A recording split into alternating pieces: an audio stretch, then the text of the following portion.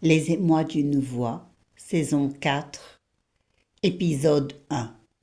Non, non, prélude seulement. Prélude, pièce instrumentale ou orchestrale de forme libre, qui sert parfois d'introduction et, au sens figuré, ce qui précède, annonce, ce qui constitue le début d'une œuvre, par exemple. Eh bien, nous y voilà. Toujours et encore. Pas la fin, non, non. Ce qui inaugure, ouvre en musique, celle de la voix, V-O-I-X, pour ouvrir l'autre, la voix, V-O-I-E, de la connaissance, de l'éveil, de la porte que l'on franchira, tôt ou tard, avec crainte et délice à la fois. L, E majuscule, 2 L, E, persiste et signe. Scheherazade est toute proche. Elle lui dicte ses paroles quelquefois et lui montre la voie, le chemin, en lui prêtant ses mots, sa propre voix, son élan vital, sûre d'elle et destructrice pour ne pas être détruite.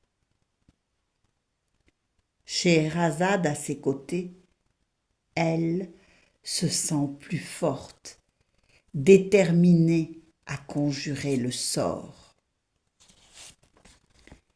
Elle, la sorcière, aux 1001 sortilèges. Scheherazade lui ouvre les yeux sur sa puissance insoupçonnée, sur sa mission ici-bas. Et lorsque la nuit succéda au jour, Scheherazade dit « Écoute, écoute, petite sœur, sinon il arrivera malheur. Et vous, mon prince, écoutez l'histoire que je vais vous narrer. » Le rideau peut s'ouvrir désormais, et de clés en serrure, la porte, avec un P majuscule, s'ouvrir pour la laisser entrer. Une porte lourde, de bois sculpté, comme les portes anciennes en Inde ou en Arabie. Lourde, si lourde, qu'elle a du mal à la pousser.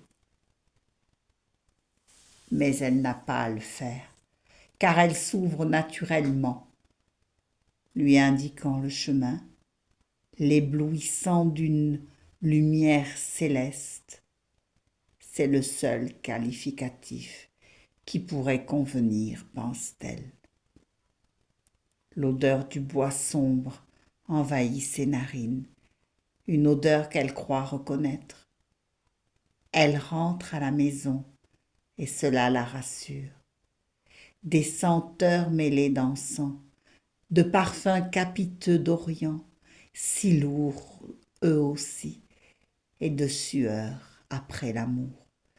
Des sensations si physiques, si présentes, elle en défaille un peu. Où sera le prince? La quête d'une vie? Cela donne sens à présent à l'exacerbation des sens, précisément. Ce désir au creux des reins, la chair de poule et une chaleur intense en même temps, et cette température du corps qui varie si fortement. Où sera le prince?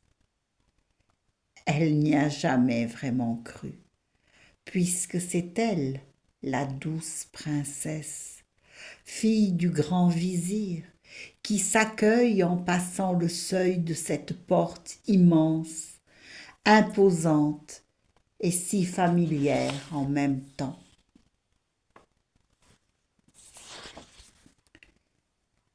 Elle n'attend qu'elle-même dans ce palais, qui est le sien depuis si longtemps. Dans ce désert brûlant, elle marche sans savoir où elle va, mais sa détermination l'entraîne, à peine vêtue de voiles soyeux, des bijoux pesant sur ses petits seins haletants, elle presse le pas. Des marches à descendre, 3, 4 seulement, et le palais là, comme oublié, enseveli dans le sable, et la porte qui s'ouvre quasiment automatiquement à son arrivée. Pourtant, elle croit devoir la pousser, la toucher, si petite, face à la construction effrayante, l'odeur et la lourdeur des gonds, et la lumière encore plus forte que celle de l'extérieur, du soleil chaud, si chaud, dans un bleu du ciel incroyablement bleu, si bleu. La pièce centrale est une rotonde spacieuse, avec une montagne de pierres précieuses, des joyeux, des bijoux partout, de l'or, mais surtout le scintillement des pierres précieuses, des coffres et coffrets, des poignards aux lames brillantes, des armes incrustées, un éblouissement pour la vue et le plaisir de toucher, les perles, les bracelets lourds d'esclaves et divers objets de désir et d'amour, en métal lourd et précieux. Elle se sent tout à coup maîtresse des lieux, du temps et des hommes, esclave de son amour, porteur de menottes et de liens entravant leurs mouvements, des eunuques, mais pas seulement, les uns pour les jeux érotiques, les autres serviteurs, obéissants et prévenants, devançant ses moindres souhaits.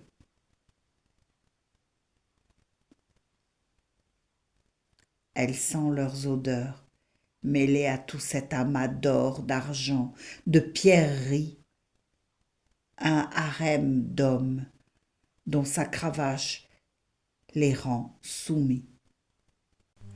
Au sortir d'un profond sommeil de plus de 1001 vies, elle, E majuscule de zèle E, ouvre les yeux et s'étire comme un chat, comme ces chats, doux coussins de pur bonheur, dans leurs ronronnements troublants et lascifs.